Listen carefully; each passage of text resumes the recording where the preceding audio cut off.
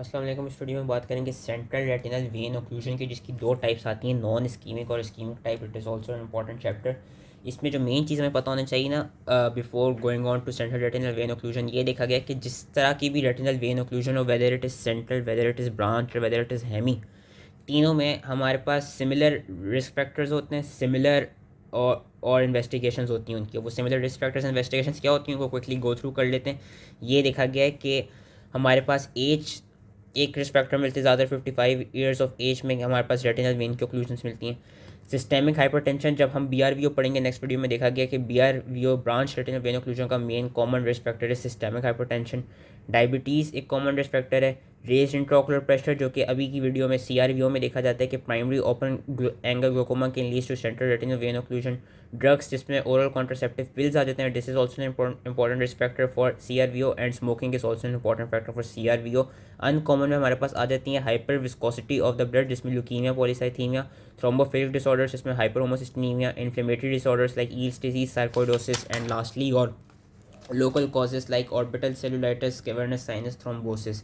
और इन्वेस्टिगेशंस क्या देखी गई हैं, ये याद रखना है कि OCT, optical coherence tomography, and fundus fluorescent angiography, ये हर तरह की रेटिनल वेन ओक्लूजन में करानी है। ये तो इन्वेस्टिगेशन तो करानी है। लेबॉर्ट्री टेस्ट कौन कौन से कराने हैं, वे भी कभी कभी पूछ के जाते हैं पेपर में, तो ये सारे लेबॉर्ट्री टेस्ट के नाम याद रखने हैं। Blood CBC, ESR, blood sugar level both fasting and random, lipid profile, C reactive protein test, plasma protein electrophoresis, auto antibodies का टेस्ट, और RFTs जिसमें हम यूरिया क्रेटिनिन डिटेक्ट कर रहे होते हैं।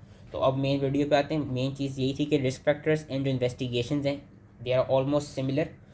Non ischemic type of CRVO की बात करते हैं, which is most common form, it account for 75 to 80% of the all cases. इसके सिम्टम्स क्या होते हैं कि सडन ऑनसेट होता है, unilateral painless loss of vision का, एक साइड एक आंख अफेक्ट होती है इसमें। और इसके साइंस क्या क्या मिलते हैं, जो विजुअल एक्टिविटी होती है वो बहुत mild to moderate visual loss मिल रहा होता है हमको। जो एफएम, जो रिलेटिव एफएम प्यूपिल डिफेक्ट होता है, यूजली एब्सेंट ही होता है, जो कि नॉर्मली एब्सेंट ही होना चाहिए। अगर मिलते हैं तो बहुत माइल्ड सा मिलता है। IOP it may be raised, क्योंकि आई जस्ट स्टेटेड बिफोर के प्राइमरी ओपन एंगल ग्लोकोमा देखा गया कि it is a important risk factor for CRVO। Fundus examination में हमें क्या नजर आता है कि जो स्पॉन्टेनियस वीनस पल्सेशंस होती हैं वो भी एब्सेंट मिलती हैं। रेटिनल वेन्स जो होती हैं वो डायलेटेड, इनगोर्स्ड और टॉर्चुअस सी मिलती हैं। हमको यहाँ पे डॉट ब्लॉट और फ्लेम शेप्ड हेमरेजेस मिलते हैं in all of the 4 quadrants which are most numerous at the periphery of the retina. Cotton wool spots may be seen और may not be seen. And optic disc और जो macula होता है उसका भी बहुत माइल्ड सा एडीमा मिल रहा होता है। ये कुछ इसके साइंस होते हैं, इन्होंने दिखाई हुई यहाँ पे non ischemic type of CRVO। Investigations कौन सी कराते हैं, जो दो मैंने अभी बताई थी, जो हर उसमें कराते हैं कि एक तो हम फ्लोरेसेंट फंडस एंजियोग्राफी कराते हैं और हम OCT कराते हैं। और हम इसके अलावा अलग से कराते तो नहीं है, लेकिन अगर करा ली जाए तो भी कोई इतनी मतलब वो लेस इंपॉर्टेंट इसमें देखी जाती है। इलेक्ट्रोरेटिनोग्राम कराते हैं, लेकिन इलेक्ट्रोरेटिनोग्राम की भी नॉर्मल फाइंडिंग्स ही हमको मिलती हैं। तो इतनी इन्वेस्टिगेशन ज़्यादा रखनी होगी, fluorescent fundus fluorescent angiography, OCT, and your ERG which is electroretinogram. Complication क्या देखी गई, एक कॉम्प्लिकेशन जो याद रखनी है इसमें जो होती है, cystoid macular oedema can develop due to non ischaemic CRVO। ये इसकी मेन कॉम्प्लिकेशन होती है। इसके अलावा इसकी और क्या कॉम्प्लिकेशन हो सकती है, ये देखा गया है कि it can convert it self into ischaemic central retinal vein occlusion which is seen in 15% of the cases within 4 months and 30% of the cases within 3 years। ये स्टेटिस्टिक्स याद रखने होंगे। विजुअल प्रोग्नोसिस यही देखी गई है कि जो भी हेमरेज हमको मिल रहा होता है, डॉट डॉट और फ्लेम शेप्ड हेमरेज, वो खुद ब खुद ही रिजॉल्व कर जाता है विदिन 6 to 12 months। तो इसकी जो ओवरऑल विजुअल प्रोग्नोसिस है वो गुड है, क्योंकि ये देखी गई है कि अराउंड 50% ऑफ द केसेस, यानी जो हाफ केस होते हैं, half of the cases of non ischaemic CRVO, दे उनमें खुद ब खुद ही उनका जो विजन है वो खुद ब खुद ट्रीट हो जाता है, नॉर्मल आ जाता है। वेयरएस जो बाकी 50% इंडिविजुअल्स होते हैं, जो बाकी हाफ होता है, उनमें विजुअल लॉस डेवलप हो जाते हैं due to its main complication, due to cystoid macular oedema.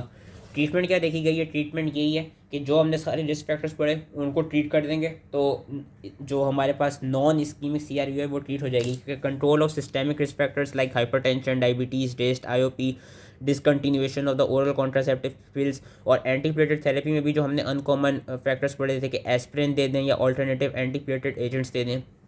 Ocular treatment कब कराते हैं, ऑकुलर ट्रीटमेंट हम तब कराते हैं जब विजुअल एक्टिविटी हो वो वर्स देन 6/9 हो, यानी 6/12, 6/18 या 6/24 हो, कि विजन में बहुत लॉस आ रहा हो एक साइड की, या हमको OCT में जो मैकुलर सेंट्रल थिकनेस मिली हो वो मिली हो ग्रेटर देन 250 माइक्रॉन्स।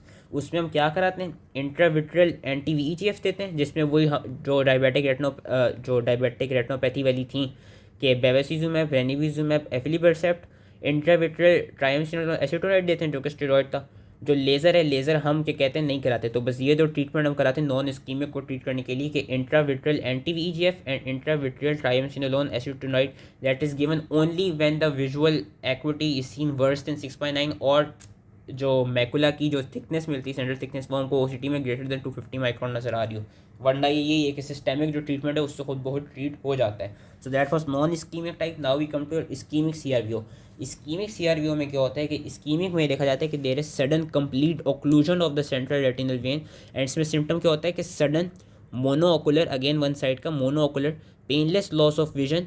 लेकिन इसमें जो विजुअल एक्टिविटी होगी that would be reduce to counting fingers और would be reduce to hand movements कि 6/60 से भी बहुत ज़्यादा वर्स हो जाएगी इसकी विजुअल एक्टिविटी। इसका मेन साइन ये है जो कि याद रखना होगा, visual activity is usually counting fingers और हैंड मूवमेंट, यानी इट इज़ वर्स देन 6/60। यहाँ हमको RAPD मार्केटली प्रेजेंट मिलता है, रिलेटिव पिupillary डिफेक्ट मिलता है। इंट्राओकुलर प्रेशर जो है वो might be raised, might not be raised.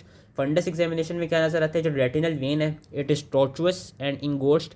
Haemorrhage किस तरह के नजर आएंगे हमको, एक्सटेंसिव डी ब्लॉट और फ्लेम शेप्ड हेमरेज नजर आएंगे in all 4 quadrants of the retina and the posterior pole के वही जिस तरह यहाँ पे डॉट प्लॉट और फ्लेम शेड हेमरेज नजर आ रहा था उसी तरह का यहाँ पे होगा, लेकिन यहाँ पे ज़्यादा एग्जैजरेटेड होगा, यहाँ पे ज़्यादा सिवियर होगा, जिसकी वजह से हमको रेड जो हेमरेज की जो अपीयरेंस मिल रही होगी वो अपीयरेंस का नाम याद रखना होगा, टोमेटो स्लैश अपीयरेंस मिलती जो कि इन्होंने यहाँ पे दिखाई है। ये नॉन स्कीमिक था, इस्कीमिक तो वी कैन सी कितना डिफरेंस नज़र आया हमको इस्कीमिक CRVO में। उसके अलावा हमको जो मैकुलर एरिया होगा that would also be seen it is full of hemorrhage very much, बहुत ज़्यादा सिवियरली एडिमेटस। ऑप्टिक डिस्क का भी बहुत ज़्यादा एडिमा मिलेगा, बहुत ज़्यादा हाइपरीमिया मिलेगा। कॉटन वूल स्पॉट्स भी नजर आएंगे यहाँ पे and sometimes breaks are seen through the vitreous hemorrhages. Basically जो ये वाली फाइंडिंग्स थी वो ज़्यादा एग्जैजरेटेड मिल रही है हमको इस्कीमिक CRVO में। इन्वेस्टिगेशन 4 कराते हैं, इनकी फाइंडिंग्स याद रखने की ज़रूरत नहीं है। 2 तो वही जो मैंने बताई थी, fundus fluorescein angiography and OCT। उसके अलावा हम अलग से OCT एंजियोग्राफी कराते हैं एंड हम यहाँ पे इलेक्ट्रोरेटिनोग्राम कराएंगे। वहाँ पे तो उस अगर करा भी देंगे तो नॉर्मली मिलेगा, यहाँ पे हमको नजर आएगा कि electroretinogram it would show reduced amplitude of your D waves. तो ये 4 इन्वेस्टिगेशंस याद रखनी होंगी। इसकी कॉम्प्लिकेशंस क्या होती हैं, उसकी तो सिर्फ एक थी नॉन इस्कीमिक की कि सिस्टोइड मैकुलर एडीमा हो जाता है। यहाँ पे हमने कॉम्प्लिकेशन याद रखनी होगी। यहाँ पे मैकुलर इस्कीमिया होता है, क्रॉनिक सिस्टोइड मैकुलर एडीमा हो सकता है, नियोवेस्कुलराइजेशन देखी जाती है यहाँ पे which can develop into neovascular glaucoma and in more than 50% of the cases this develops neovascular glaucoma, it develops within 3 months। Main इसको ट्रीट किया जाता है और ऑप्टिकल एट्रोफी भी मिल सकती है। तो अब वी कैन सी कि इसकी कितनी जो इसकी प्रोग्नोसिस है compare to non ischemic type, इसकी प्रोग्नोसिस काफ़ी पुअर है। ट्रीटमेंट इसकी किस तरह होती है, सिस्टेमिक वाली वही ट्रीटमेंट है जो नॉन इस्कीमिक की थी। ऑकुलर में मैकुलर एडीमा को उसी तरह ट्रीट करेंगे जिस तरह हम पहले कर रहे थे कि इंट्राविट्रल एंटी VEGF दी थी और इंट्राविट्रल ट्राइमसिनोलोन एसीटोनाइट दी दिया। जो रूबियोसिस आयरेडिस होता है विच इज़ बेसिकली योर नियोवेस्कुलराइजेशन जो कि डेवलप कर सकती है नियोवेस्कुलर ग्लोकोमा में, उसको हम किस तरह से ट्रीट करते हैं। यहाँ पे अब हम लेज़र थेरेपी कराते हैं, पीछे हम लेज़र थेरेपी नहीं कराते, यहाँ पे हम वो लेज़र वाली कराते हैं कि यहाँ पे हम पैन रेटिनल फोटो कोगुलेशन कराते हैं, साथ में हम क्रायो थेरेपी कराते हैं। नीचे कुछ उन्होंने 4 पैथोग्नोमिक फीचर्स बताए हुए इस्कीमिक CRVO के which differentiate from non ischaemic CRVO। तो ये 4 नहीं पढ़ने, इन 4 से ज़्यादा चीज़ मैं बता देता हूँ जिससे SEQ आता है कभी कभी, वो ये देखा गया ये टेबल। इस टेबल को घोल के पी लेना, this table is important for SEQs कि what is the difference between non ischaemic CRVO and ischaemic CRVO। तो इस टेबल को अच्छे से याद कर लेना। देखा गया है non ischaemic CRVO it is most common, ischaemic CRVO is less common. अगर तो किसी से ये स्टैटिस्टिक्स याद ना हो तो ये पता होना चाहिए, non ischaemic more common, ischaemic less common. Non ischaemic में विजुअल एक्टिविटी नॉर्मल होगी या मतलब बेटर देन 6/60 होगी कि इसमें ज़्यादातर जो विजुअल एक्टिविटी देखी जाती है वो 6/9, 6/18, 6/24। वेयर एज इस्कीमिक की क्या है, worse than 6/60, it is reduce to counting fingers और हैंड मूवमेंट। RAPD यहाँ पे एब्सेंट होगा, यहाँ पे प्रेजेंट होगा। विजुअल फील्ड इफेक्ट बहुत रेयरली मिलते हैं, इस्कीमिक में हमको हमेशा मिलते हैं, या हम ये भी कह सकते हैं विजुअल फील्ड इफेक्ट के absent in non ischemic and present in ischemic. Fundus appearance देखी गई है कि जो डिस्क और ऑप्टिक डिस्क है और जो मैकुला है उसका एडीमा बहुत लेस होगा, हेमरेज भी बहुत लेस होगा, कॉटन वूल स्पॉट्स नजर आएंगे, mild see venous tortuosity and dilatation मिलेगी। वेरस यहाँ पे इस्कीमिक में वी सॉ के जो ऑप्टिक डिस्क का एडीमा होगा और जो मैकुलर एडीमा होगा और जो हेमरेज होंगे वो काफ़ी ज़्यादा सिवियर मिलेंगे, कॉटन वूल स्पॉट्स भी ज़्यादा नजर आएंगे and severe venous tortuosity and dilatation मिलेगी। फंडस फ्लोरेसेंट एंजियोग्राफी में हमको नॉन इस्कीमिक में लेस एरियाज मिलते हैं नॉन परफ्यूजन के, वेरस इस्कीमिक में मोर एरियाज मिलते हैं नॉन परफ्यूजन के retinal capillary non perfusion more than 10 disc areas. ERG जो इलेक्ट्रोरेटिनोग्राम है नॉन इस्कीमिक की नॉर्मल है, इस्कीमिक की it is reduced B wave amplitude. और प्रोग्नोसिस क्या देखी गई है कि इसकी गुड है, इसकी पुअर है।